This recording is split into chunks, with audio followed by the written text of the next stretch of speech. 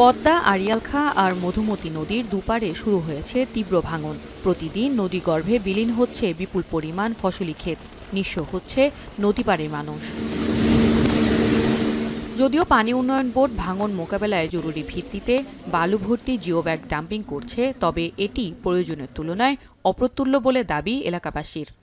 মোটামুটি মেলা জমি চলে গেছে, বাড়িঘর চলে গেছে, গ্রামে দুইটা গেছে, পুরাই গ্রামে মোটামুটি 90-80 ঘর মানুষ চলে গেছে।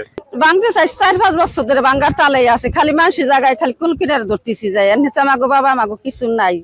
বাংতে বাংতে হেন আইছি, একটু যোগ জমি নাকছিলাম তা লদিতে নিয়ে গেছি।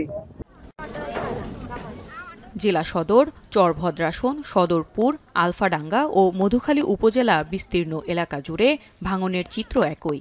পানি উন্নয়ন বোর্ড বলছে, জরুরি অগ্রাধিকার ভিত্তিতে জেলার 21টি স্পটে ভাঙন রোধে জিওব্যাগ ডাম্পিংয়ের কাজ চলছে।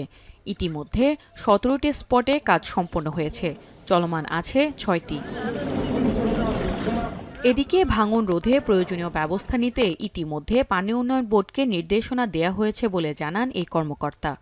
জেলা নির্বাহী অফিসাররা আমাদেরকে প্রতিবেদন প্রেরণ করে এবং তাৎক্ষণিকভাবে অবহিত করে। তাদের প্রতিবেদনের আলোকে আমরা পানি উন্নয়ন বোর্ডকেও বাস্তবায়নের জন্য অনুরোধ করি বা প্রয়োজনীয় ব্যবস্থা গ্রহণের জন্য, এবং পানি উন্নয়ন বোর্ড সেই সব জায়গাগুলোতে তাদের প্রয়োজনীয় প্রস্তুতিমূলক ব্যবস্থা গ্রহণ করে।